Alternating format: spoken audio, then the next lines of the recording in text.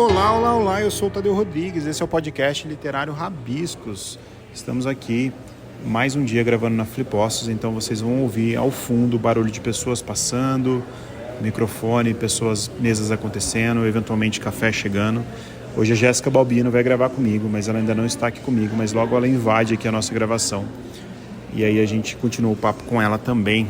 Hoje a gente vai falar com uma pessoa que já é conhecida aqui da casa, a Dia Bárbara Nobre, que é escritora, autora dos livros Todos os Meus Humores e No Útero Não Existe Gravidade, que foi sobre esse livro, inclusive, que ela veio falar há um ou 2 anos atrás, não sei, uns 2 anos atrás. E ela lançou seu livro Incêndios da Alma, Maria de Araújo e os Milagres do Padre Cícero, a história que o Vaticano tentou esconder. É um livro que ele é fruto de uma tese dela, da tese de doutorado. A gente vai falar um pouco sobre ele e eu queria te desejar boas-vindas. Muito obrigada, Tadeu. Estou muito feliz de estar aqui com você novamente. Agradeço demais o convite e a parceria que você sempre teve. Estou bem feliz de estar aqui na Flipostos, que é esse grande evento aqui, né, de Minas. Um evento lindo, cheio de pessoas legais. E está falando sobre esse meu livro que saiu ano passado e que é o fruto, na verdade, de mais de 10 anos de trabalho, né? Que eu comecei na graduação e levei até o doutorado. E ele é essa versão de não ficção da tese do doutorado. É muito legal o seu livro, eu gostei muito dele. E eu achei super diferente, né, que você faz uma investigação de um milagre que aconteceu com a Maria de Araújo, e uma mulher negra e que, de certa forma, teve ali sua história apagada ou substituída por homens e pelo poder da igreja, né? E a gente está no meio de uma morte de um papa, de uma eleição de um novo papa. A gente sabe como que esses ambientes são politizados, são políticos, e você aprofunda nisso. Mas antes da gente entrar nesse ponto, né, que te levou ao interesse, eu queria que você falasse um pouco da história da Maria de Araújo, qual foi o milagre dela e depois por que esse interesse em falar sobre isso. Então, para falar sobre isso, eu só preciso fazer um breve apanhado, né, de quando eu comecei a pesquisar, quando eu comecei o meu curso de História, eu sou formada em História até o doutorado, né, eu queria muito estudar a história de mulheres, né? E aí eu tinha aquela ideia meio, assim, lúdica de que eu ia entrar na faculdade e estudar bruxas, e estudar feiticeiras, né? Só que aí a gente está falando de 20 anos atrás, 2004. A gente não tinha documentação digitalizada, a gente não tinha banco de dados. E aí eu vi que era muito difícil, né, para mim ir pesquisar essas subversivas europeias. E eu comecei a ler a história da minha cidade, que é Juazeiro do Norte, no Cariri Cearense. E lendo, eu peguei um livro, que é um livro clássico sobre a história de Juazeiro, que é o Milagre em Juazeiro, do Ralph de la Cava, o primeiro livro de um historiador sobre o Padre Cícero. E eu percebi que a história oficial, que é a história da minha cidade, e a história do livro num dia, o dia 6 de março de 1889, o Padre Cícero ministra a hóstia a uma beata, essa hóstia sangra. Isso torna o Padre Cícero um santo popular. E aí, isso ficou muito na minha cabeça. Nossa, um milagre acontece na boca dessa mulher e esse cara, o historiador, fala um parágrafo e depois ela desaparece. E aí eu fui atrás da documentação, né? E eu tive muita sorte que eu estava morando numa cidade que tinha um arquivo histórico da Cúria Diocesana, consegui a documentação que ele teve acesso. Quando eu peguei a documentação, eu vi que o processo era todo sobre ela. E que esse não era o primeiro milagre dela. Na verdade, ela tinha histórico de fenômenos extraordinários e milagres desde a infância. Então vamos pensar, em 1889 ela tinha 29 anos. Então desde a infância ela se manifestava. E aí... Mas como que eram esses milagres, assim? Porque eles estavam registrados? Então, eles foram sendo registrados por padres. Os padres escreviam para o bispo, contando que, olha, aqui no Cariri tem uma moça que ela tem contato espiritual com Jesus, que ela faz viagens espirituais, ela tem os estigmas de Cristo, né? Só que aí o que acontece? O bispo ignorava isso. Isso foi ignorado até o fenômeno do sangramento da hóstia, porque o fenômeno do sangramento acabou trazendo muita visibilidade para o lugar. E aí o que a gente descobre também na historiografia? Que a historiografia dizia que foi esse fenômeno uma vez que aconteceu com o Padre Cícero. Mas, na realidade, eu descobri, a partir da documentação, que esse fenômeno ele aconteceu durante mais de 2 anos, inclusive com outros padres. O que é esse fenômeno, pessoal de casa saber? O fenômeno, que é chamado dentro da doutrina religiosa de transubstanciação eucarística, é o sangramento da hóstia, é a conversão da hóstia no corpo e sangue de Jesus Cristo. Isso é um dogma da igreja. Quem é católico sabe que na hora da missa, quando o padre oferece a comunhão, ele está falando, esse é o corpo de Cristo, ele oferece o vinho, esse é o sangue de Cristo. Então existe esse dogma de que essa hóstia e esse vinho, eles são uma simbologia do corpo e do sangue de Jesus. O que é que acontece? No fenômeno, a hóstia efetivamente se transforma em carne e ela sangra. Então, não é mais só algo simbólico, é algo real que acontece. Então, a hóstia transformava-se em carne e sangrava na boca dessa mulher. Isso acontece durante mais de 2 anos, inclusive com outros padres. Isso, até a minha tese, tinha sido completamente ignorado pela historiografia. Então, as pessoas que estudavam só focavam no Padre Cícero e ignoravam o processo, né? E aí, a partir disso, eu descobri que a gente tinha também um outro processo no Vaticano sobre ela. E aí eu eu trabalhei 1 ano na Congregação para a Doutrina da Fé, que é o escritório que substituiu o Santo Ofício da Inquisição. Trabalhei em Roma durante 1 ano pesquisando essa documentação sobre a Beata que está lá. Né? Então, essa documentação é uma documentação inédita. E aí, isso para mim foi muito legal, porque eu acabei descobrindo a minha feiticeira, a minha bruxa, dentro da história da minha cidade. Né? Então, a Maria de Araújo, ela é importante dizer que ela é uma mulher preta, muito pobre, analfabeta, que vem de uma família de pessoas que tinham sido escravizadas. Ela não foi, mas a gente está falando de 89, né? A abolição foi em 88. Ela nasceu em 1862. Ela nunca foi escravizada, mas ela vinha de uma família de pessoas escravizadas. Né? Então, a gente está falando de uma mulher que, dentro daquele contexto da igreja no século XIX, ela é tudo que a igreja não queria, como símbolo de santidade, né? Então, descobrir a história da Maria de Araújo foi descobrir que a gente vai ter aí muitas mulheres que foram apagadas da história porque elas não estavam dentro do padrão, né, que a igreja queria, infelizmente, acaba sendo o padrão até hoje. A gente tem santas brancas, loiras, de olho azul, geralmente ligadas a uma elite intelectual, a uma elite econômica, né? E é muito difícil a gente trazer essas personagens para, né, dar visibilidade para elas. E é isso que eu tento fazer na minha tese, né? Ô Dia, é muito legal você falar isso. Eu falei no começo, em relação à Igreja Católica, a gente vê os cardeais que vão ser eleitos aí como chefe de Estado do Vaticano, como Papa, né? E líder espiritual. E é aquela coisa, homens fechado para as mulheres em sua totalidade. Até tem os cardeais pretos também, mas é minoria ainda. E aí eu queria, dentro desse contexto, falar sobre o Padre Cícero, que ele não é uma unanimidade, apesar de no Nordeste ele ser uma figura muito mais mitológica do que para nós aqui. Queria que você falasse, como a gente aqui no Rabiscos, a gente tem ouvintes do Brasil todo, e é muito comum quando a gente vê filmes que se passam no Nordeste, ou quando fala da espiritualidade nordestina, é comum falar, meu Padre Cícero, é quase que uma substituição de Jesus Cristo ali, né? Queria que você falasse um pouco dele, porque no subtítulo do livro é Maria de Araújo e os Milagres do Padre Cícero, né?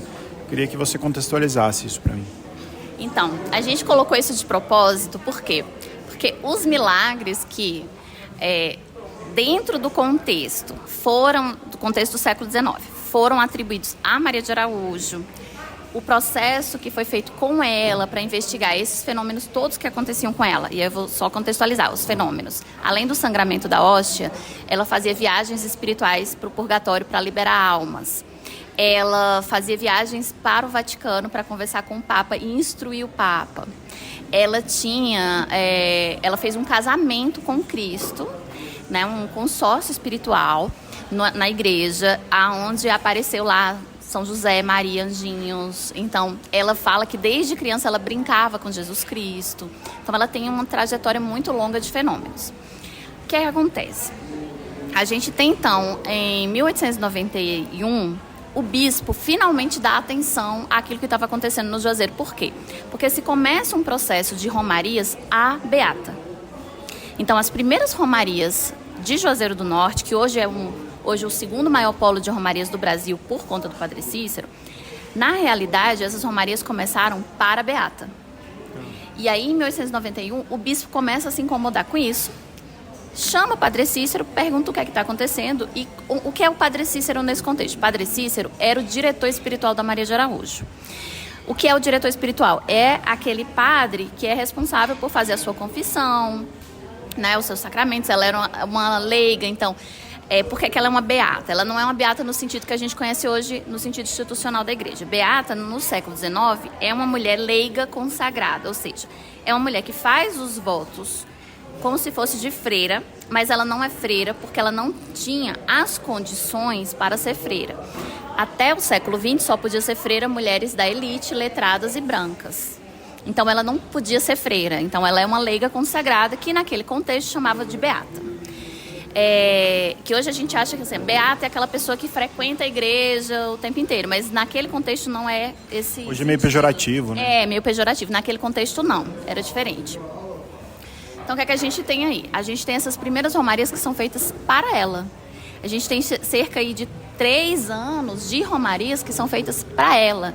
E isso começa a incomodar o bispo. Então, o bispo chama o Padre Cícero, que era o diretor espiritual dela, e pergunta o que é que está acontecendo. E aí, o Padre Cícero, para mim, ele é uma figura muito interessante, porque assim, ele é um cara da igreja, um homem branco, que vem de uma certa elite intelectual da cidade do Crato, foi apadrinhado pelo bispo Dom Luiz Antônio dos Santos, é por isso que ele se torna padre. E ele é um cara que ele tá ali, ele na verdade nem queria estar ali, o objetivo do Padre Cícero quando ele se forma padre é ser professor no seminário da Prainha em Fortaleza, mas aí ele é mandado para o Cariri, acontecem esses fenômenos e ele apadrinha a Maria de Araújo, então ele se torna esse protetor dela. E o que é que eu acho? Eu acredito que ele realmente acreditava que os milagres eram verdadeiros, né? E aí ele tenta, nesse sentido, proteger a Maria de Araújo dessa perseguição que ela começa a sofrer pelo bispo. Então, quando o bispo descobre o que está acontecendo, ele institui uma comissão para investigar esses fenômenos. Essa primeira comissão, que é feita de 2 padres que são super conceituados, formados, um deles se formou em Roma, o Padre Francisco Ferreira Antero já tinha sido cotado para a vaga de bispo no Brasil, e o Padre Clicério, que são daqui do Seminário do Caraça, aqui de Minas, que no século XIX, o Seminário do Caraça aqui em Minas era um ponto de referência do processo de reforma da igreja. Eles vão lá em Juazeiro, investigam, conversam com a Maria de Araújo, a hóstia sangra com eles, e eles fazem um relatório dizendo, olha, aqui é milagre de verdade. O bispo recusa esse processo, porque para ele não era interessante ter uma santa preta lá do interior do fim do mundo. E aí o que ele faz? Ele manda uma segunda comissão com um padre, que é um padre que não tinha formação nenhuma, formação bem básica, lá de Quixeramobim, do sertão central do Ceará. E diz assim, ele tem uma carta, um documento que está inclusive na tese. Você vai lá provar que isso é falso.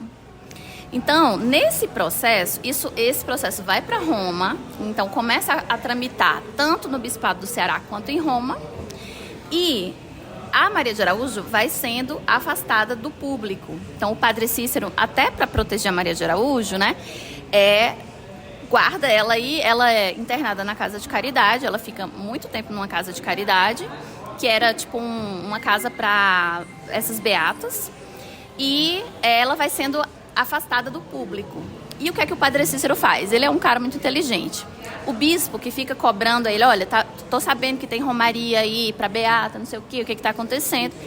Ele diz assim, ele tem uma carta que ele fala pro bispo, olha, as romarias não são para beata, são para Nossa Senhora das Dores, que era a padroeira do povoado. Então ele começa a criar estratégias para proteger a Maria de Araújo, fazendo com que acaba que isso, como consequência, ela vai sendo esquecida também, e transformando essas romarias em romarias para Nossa Senhora das Dores, né? Quando o processo acaba com a condenação da Maria de Araújo em 1894, ela é internada numa casa de freiras. E ela fica lá até a morte dela em 1914. Então, o que acontece? Você tem aí um afastamento dela da sociedade, o que vai causar, então, um esquecimento social. Você tem, dentro da condenação dela, uma proibição a se dizer o nome dela, dentro lá da lista de condenações. Os cardeais mandam que tudo que tivesse sobre a Maria de Araújo fosse destruído, fosse queimado. E aí você tem um segundo apagamento, que é um apagamento documental. Então você tem um apagamento social, porque ela vai ser afastada da sociedade, as pessoas param de vê-la. Tem uma proibição de se falar dela, então as pessoas, né, vai começar esse processo de transição aí para Nossa Senhora das Dores. E você vai ter um apagamento historiográfico, porque sem documentação você não tem o trabalho historiográfico. E aí, somente após a morte da Maria de Araújo, é que essas romarias que são, entre aspas, estavam sendo feitas para Nossa Senhora das Dores, começam a ser convertidas para o Padre Cícero. Então, voltando à sua pergunta, né, por que os milagres do Padre Cícero foi intencional? Por quê? Porque todos esses fenômenos que acontecem com a Maria de Araújo são transferidos para a figura do Padre Cícero. Na tese, eu uso o conceito de deslocamento de crença. Há um deslocamento dessa crença inicial, que era para ela, para a figura do Padre Cícero, por conta de todo o contexto de perseguição da igreja, né? Então, os milagres são dela, mas historiograficamente e socialmente, os milagres são dele.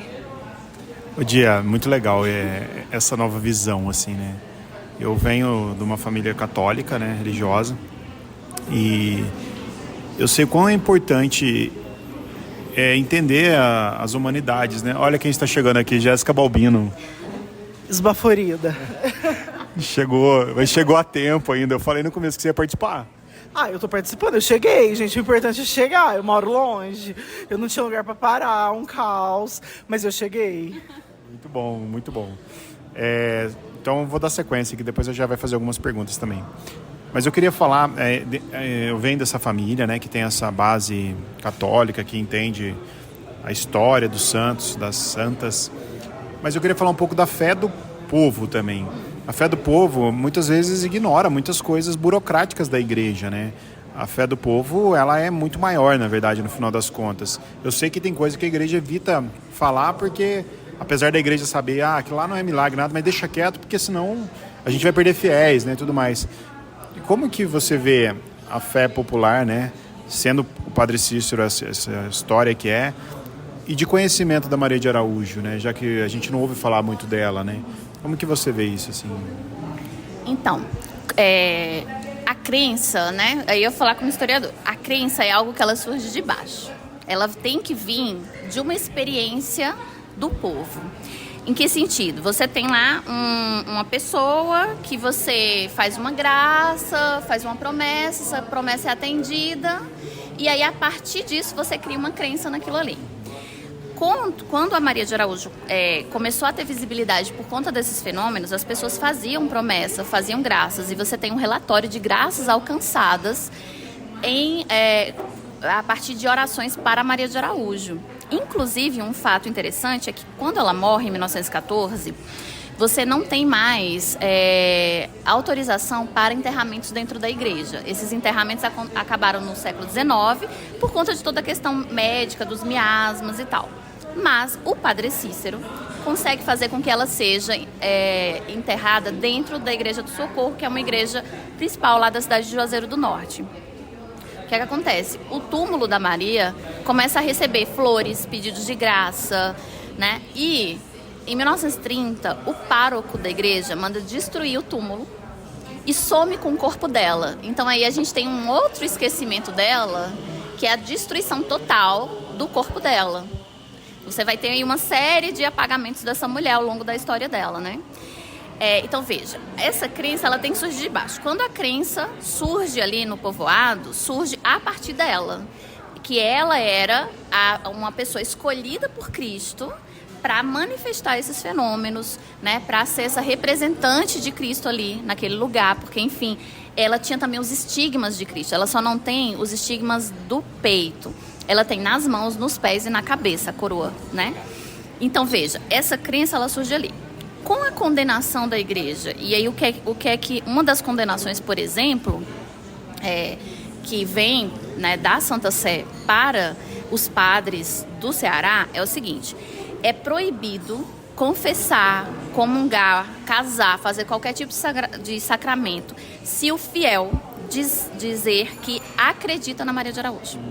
Então imagina você é uma pessoa do século XIX, sua vida gira em torno da igreja. Naquele momento ali, as pessoas não viviam para a vida terrena, elas viviam para a vida futura, no paraíso, no purgatório, no paraíso, elas não queriam ir para o inferno, né? Então você é um crente daquele contexto. Qual é a coisa que você mais tem medo? De ir para o inferno. Se a igreja está dizendo que se você disser que acredita no milagre da Maria de Araújo, você vai para o inferno, o que você faz? Você nega. E isso vai começar esse processo de apagamento da Maria de Araújo, né? Então, como eu falei, você vai ter então esse deslocamento da crença, primeiro para a figura da padroeira da cidade, que é Nossa Senhora das Dores, e posteriormente para o Padre Cícero. Então, a gente só tem romarias oficiais para o Padre Cícero a partir praticamente da morte dele, a partir de 1930. Então, você não tinha o Padre Cícero santo até esse contexto. O Padre Cícero ele se torna um santo popular a partir da década de 30, quando ele já está bem mais velhinho, ele morre em 34, e você tem aí essa postura aí dele também de preservação desses fenômenos. Mas como eu falei, você tem também em paralelo esse processo de apagamento da Maria de Araújo. Então, para você ter uma ideia, a minha tese é a primeira tese que estuda a Maria de Araújo, né? Eu comecei a pesquisa em 2004, terminei em 2014. 10 anos de pesquisa, né? Entre a graduação, mestrado e doutorado. Até então, você não tinha trabalho sobre a Maria de Araújo, porque ela era completamente ignorada na história. Oi, Dia, eu tava aqui te ouvindo falar, queria parabenizar pelo livro, né? Na verdade, eu acho que é um documento importantíssimo para o nosso tempo, ter o teu livro. E eu queria saber como é que foi para você, enquanto historiadora e enquanto escritora, desafiar isso também, desafiar isso que está posto sobre essa figura da Maria de Araújo, né, e do Padre Cícero ali. Como é que teve alguma resistência em Juazeiro? Como é que, sei lá, você fez algum lançamento lá? Como é que isso foi recebido, né? Você transformar essa pesquisa em livro, como é que isso foi recebido pelas pessoas que, né, estão aí negando a fé, mas, né, ali nesse limbo entre assumir, negar e desafiar isso tudo? Como é que você está lidando com isso? Enfim, como é que está repercutindo? Participação da Estela aqui com a gente. Dá um oi, Estela. Oi, gente, bem-vindos. Obrigada.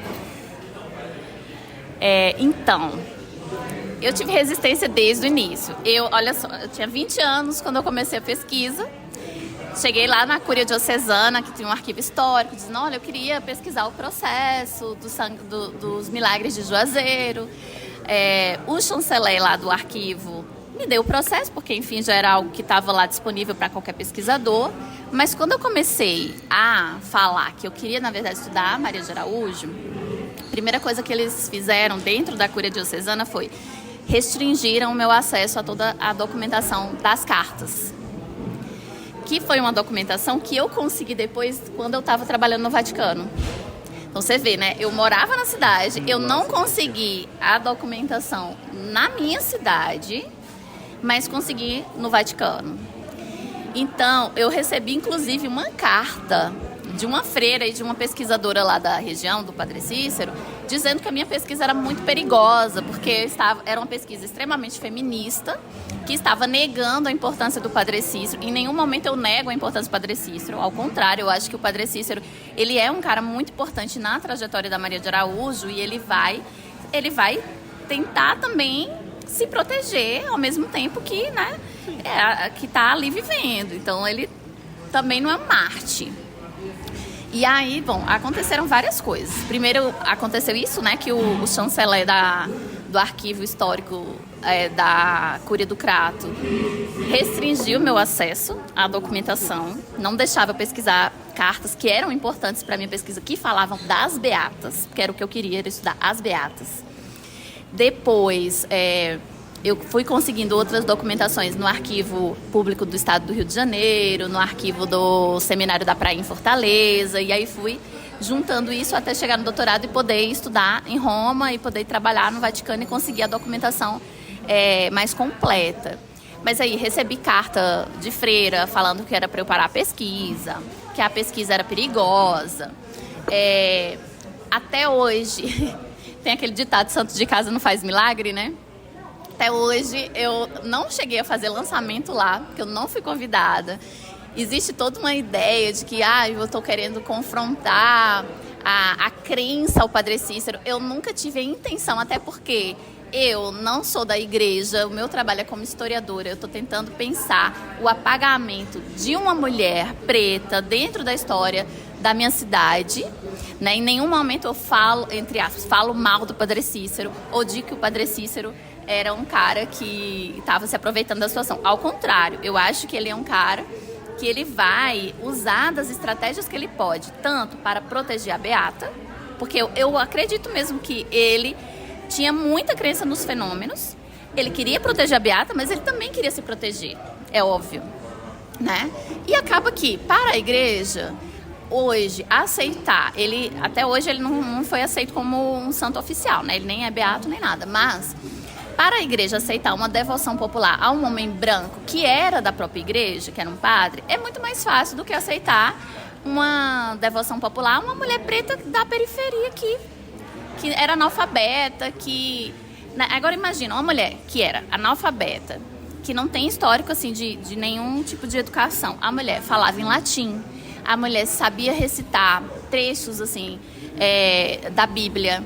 Ela dizia que conversava com o Papa, ela instruía o Papa da época, que era o Papa Leão XIII, né?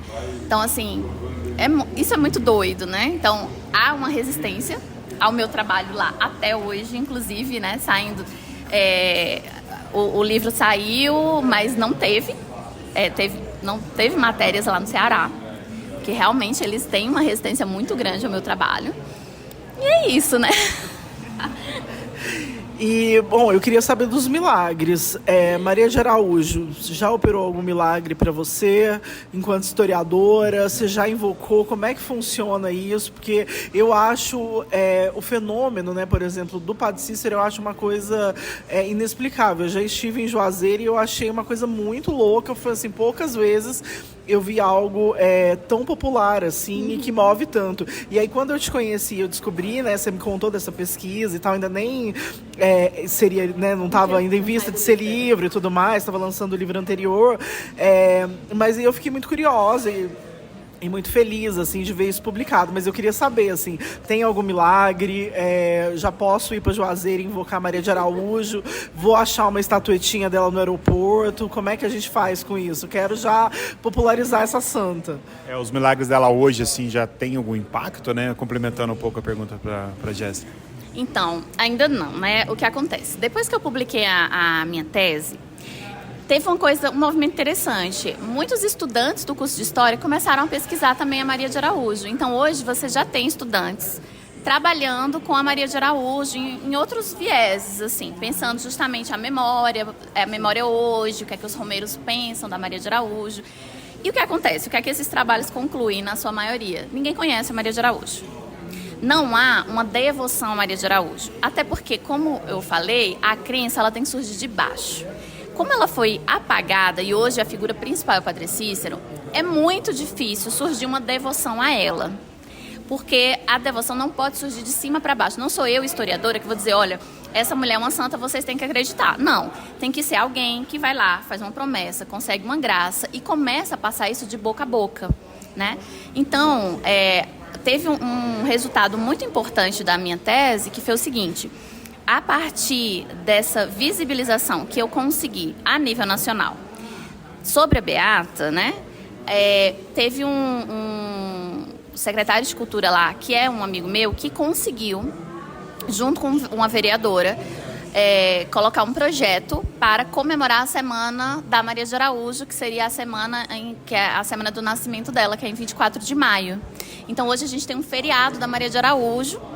Hoje você já encontra algumas imagens dela. Tem um busto na cidade, tem um vitral na igreja, né? Mas assim, ela lá é vista como essa figura histórica acessória ao Padre Cícero. Ela não é uma santa popular. E eu acho muito difícil ela se tornar uma santa popular, porque, como eu falei, a devoção tem que surgir de baixo para cima. Então, não sou eu que vou dizer que ela é santa, não é ninguém da universidade, não é ninguém da política que vai dizer que ela é santa. É alguém que tem que começar ali e dizer, olha, eu fiz uma promessa para essa mulher, eu consegui, faz também. E começar esse processo. Agora, se eu chegar vivo e com voz no fim do dia de hoje, tem minha devoção, porque eu tô muito ruim, gente. Agora você me perguntou se ela fez algum milagre pra mim. Fugindo da pergunta. Não. Então vamos lá, vamos que eu tô curiosa. Então veja, pra mim o maior milagre, eu brinco com a minha esposa que a Maria de Araújo era a mulher da minha vida. Por quê? Eu vivi com essa mulher mais de 10 anos, dormindo e acordando, pensando nela. Sério, é um relacionamento realmente sério. E tá até hoje, inclusive, aqui, né? Tipo, 2025, 20 anos depois que eu comecei a pensar sobre ela, eu ainda tô aqui falando sobre ela.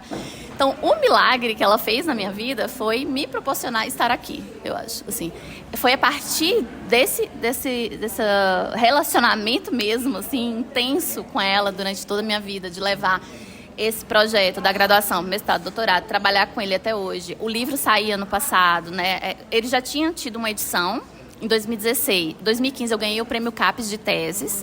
E em 2016 eu publiquei ele numa versão mais acadêmica. E essa versão agora é uma versão mais não ficção, né? É uma versão que eu tirei o peso acadêmico para ficar uma leitura mais fluida.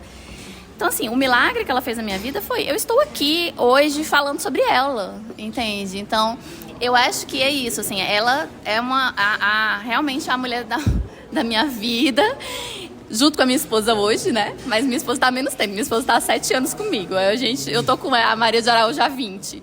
Então, assim, mas é isso. É esse grande milagre de estar aqui falando sobre essa mulher e tentando trazer visibilidade para ela. Não pensando assim, ela vai virar uma santa, mas pensando que eu preciso e quero restituir o lugar historiográfico de direito a ela, entende? Ela é uma mulher que merece ser lembrada e merece estar na historiografia, para além de ela ser considerada santa ou não, entende? O Dia, quando você fez a pesquisa sobre ela, muito provavelmente outras mulheres estão na mesma situação que ela, né? Não deve ser a única. Você encontrou outras mulheres que você deve ter pensado ou pensou, nossa, dava para ter contado também a história dessa, daquela, tal? Sim, tem várias. Eu comecei a fazer também um rastreamento, né, de mulheres que foram sofreram processos, né, lá no Vaticano. Então eu encontrei alguns processos. Tem mulheres na França, mulheres na Inglaterra. Então, assim, não era uma coisa exclusiva do Brasil. Tem uma coisa que sempre me perguntam mas ela não virou santa porque ela era brasileira. E aí tem uma questão de contexto histórico. No século XIX, a igreja está passando por um processo chamado romanização, que eles querem centrar toda a questão institucional em Roma. E como eu falei, o Seminário do Caraça aqui em Minas é um grande lugar aí, né, de manutenção desses valores romanos. Então, muitas mulheres, elas foram também apagadas aí por conta de que aquele momento histórico não era um momento favorável para isso. Aqui em Minas, por exemplo, a gente tem um caso da Nha Chica, que é uma santa popular, mas que nunca foi reconhecida, né, por conta também desse processo de, né, que para a igreja não era interessante. No Maranhão a gente tem a Rosa Gipsíaca. Então tem várias mulheres que sofreram esses apagamentos, né? Então não é uma exclusividade do Brasil e não é exclusividade de mulheres negras também, mas acontece muito mais com mulheres negras e mulheres da periferia, mulheres pobres, né, do que mulheres brancas. Legal, quem sabe estimula outras historiadoras a investigar sobre outras vidas. Já para a gente encerrar, a última pergunta para a Dia Nobre. Não, eu queria que a gente pudesse falar um pouco dessa presença feminina dentro das igrejas, porque a gente vem aí numa escalada cristã muito grande e estamos a ponto de nos tornarmos o evangelistão tropical. E aí eu sempre tenho um pouco de medo disso, porque dentro das igrejas, e aí a gente inclui a igreja católica, o papel da mulher é sempre um papel de submissão. Embora movimente muito e seja um papel crucial e fundamental dentro também de qualquer instituição religiosa. Eu queria saber como é que você vê isso, como é que você enxerga isso, como é que, né, você enquanto historiadora, enquanto escritora que tem feito esse trabalho, que tem esse olhar feminista para dentro das questões, como é que você enxerga isso? Porque realmente eu tenho bastante medo, é um assunto que me assombra muito. Agora que a gente está nesse período, né, de a sede vacante, um conclave que está aí para acontecer, eu tenho visto algumas análises falando, não, eles vão tentar trazer um papa mais progressista. Eu acho muito difícil.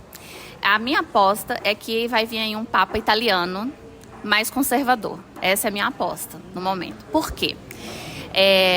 Por mais a gente tem uma luta dentro da própria igreja de mulheres, freiras, né, que mulheres estão dentro da instituição, de tentar ganhar espaço. E a presença da mulher dentro da igreja é fundamental. As mulheres são as grandes responsáveis por levar as pessoas para dentro da igreja, não são os homens.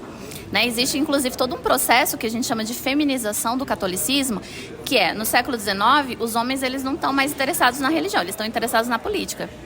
A igreja se sustenta por conta das mulheres que estão lá. Né?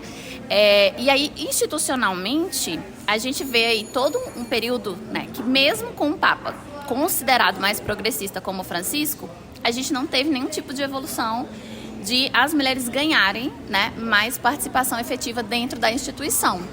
Então, o que é que eu acho? A presença feminina é fundamental para a manutenção da religião e da igreja. Ao mesmo tempo, a igreja ainda é uma instituição masculina, patriarcal, extremamente conservadora. Não vamos nos enganar. Né? Até quando as pessoas falavam, e o Francisco, que é um papa, que ele apoia a causa LGBT. Gente, ele nunca apoiou a causa LGBT. Inclusive, o que ele fala é o seguinte, quem sou eu para julgar? Quem vai julgar é Deus. Ele nunca apoiou. Existe aí uma falácia, né, dentro desse discurso. Então, assim, não se enganem. O Francisco não fez nada para trazer as mulheres para cargos importantes dentro da igreja. Não fez nada para trazer essas pautas, entre aspas, progressistas, que todo mundo acha que ele fez, porque era uma parte muito mais, né, comercial, digamos assim, do papado dele. Então, agora, eu acho que a situação ela vai, inclusive, piorar um pouco nesse sentido, porque a minha aposta é isso, vai vir um papa italiano, a gente não tem um papa italiano há mais de 50 anos, vai vir um papa italiano mais conservador. A Itália hoje, ela tem como primeira-ministra uma mulher da extrema-direita, né? É um país extremamente homofóbico, machista, então são questões assim. E a igreja, o que acontece? A gente está passando agora por um momento, como você falou, na Evangelistão, de grande crescimento das igrejas evangélicas. Nas igrejas evangélicas, a gente tem uma coisa interessante, que é o seguinte, eles dão muito espaço para as mulheres. Então, as mulheres estão lá, elas cantam, elas tocam, elas têm lá o culto delas exclusivo. Então, dentro da igreja evangélica, acaba que a mulher tem muito mais liberdade. Inclusive, existem igrejas evangélicas que as mulheres podem ser pastoras. E isso leva esse público feminino muito mais para a igreja evangélica do que para a católica. Entende? Então, o que eu estou vendo, na verdade, é agora um processo da igreja de voltar a ser o que ela era. Uma igreja muito masculina, né? E que vai continuar esse processo de manutenção da submissão feminina. E aí a gente tem duas questões, que isso pode ser um grande tiro no pé, porque vai levar essas mulheres para as igrejas evangélicas, que, querendo ou não, por mais que seja uma estrutura também patriarcal e tal, elas têm muito mais liberdade de ação dentro da igreja evangélica. E, por outro lado, você pode também trazer aí, né, esse esvaziamento da igreja. Então, não sei o que é que vai acontecer agora, mas eu não sou muito otimista. Eu acho que a gente vai passar por um processo agora, querendo ou não. O Vaticano é uma instituição muito poderosa no mundo ainda. A Igreja Católica é uma instituição poderosa. Não se enganem, as pessoas acham que a Igreja Católica está perdendo. Não perde. Mas, a níveis assim, locais, ela está perdendo espaço para as igrejas evangélicas. Então, vamos ver o que é que vai vir pela frente, né? Até se for eleito um papa italiano mesmo, eles acham que as Américas são terceiro mundo. Então, eles não estão muito preocupados com a gente nesse sentido, entende? Vamos ver, mas eu não sou muito otimista, não. Eu acho que a gente vai sofrer agora um processo ainda muito mais de fechamento dos espaços para as mulheres dentro da igreja. Um excelente momento para a gente ler o livro e se inteirar disso e passar a ficar mais devoto aqui da Maria de Araújo. Eu queria dizer só uma coisa, eu cheguei atrasada para a entrevista no Flipostos, mas adiantada para a Flima, que a Dia vai estar também. Que a Dia vai estar na Flima também, vai ser na sexta ou no sábado? A minha mesa é no sábado. No sábado, então dia 17, no Festival Literário da Mantiqueira, em Santo Antônio do Pinhal. Bora que bora. Mas estarei lá todos os dias. Chego lá dia 15, fico até o dia 18. E, inclusive, eu não sei, eu posso falar um pouco agora? Por favor. Então, quero dar um pequeno spoiler, né? Até o meio do ano deve sair a pré-venda do meu livro, meu primeiro romance. Vai sair pela Companhia das Letras. Se chama Boca do Mundo. É um livro que vai tratar também de mulheres, né, e de diversas violências que as mulheres sofrem, violência patrimonial, violência religiosa, violência física, emocional. E dentro do romance eu criei um culto. A cidade é uma cidade de mulheres e elas têm um culto a Maria de Araújo. Então as histórias vão se encontrar. É um spin-off aí. É um pequeno spoiler, né? E aí pedi que vocês lerem o Incêndios, avaliem na Amazon, é muito importante pra gente, pro livro chegar em outras pessoas. Fiquem ligados também na minha rede, @dianobre_, porque o romance deve sair já, em breve, na pré-venda. E é isso, eu tô bem feliz e queria muito agradecer você, Tadeu, Jéssica, pelo espaço, pela parceria de sempre, né, já de alguns anos. E é isso, gente. Obrigado. A gente vai estar também na Flima, a gente vai se encontrar lá, vai ser super gostoso. Quem está ouvindo aqui por conta da Dia, a semana passada a gente falou com o pessoal da Flima, que falou sobre a programação, e vocês podem conferir no episódio da semana passada, então, tudo sobre a Flima, e quem for aí de São Paulo, aqui do sul de Minas, quiser participar, vai ser muito bom. É isso, obrigada, Dia. Mais uma vez, parabéns pelo livro. Estou ansiosa com o romance que está chegando aí também, que eu tô sabendo. Tô acompanhando tudo que a Dia faz. Sou uma grande fã. E eu acho que é um livro muito necessário, muito urgente. Leiam, conheçam, se inteirem sobre isso. É isso, então. Semana que vem a gente volta. Um beijo a todos, bom dia, boa tarde e boa noite.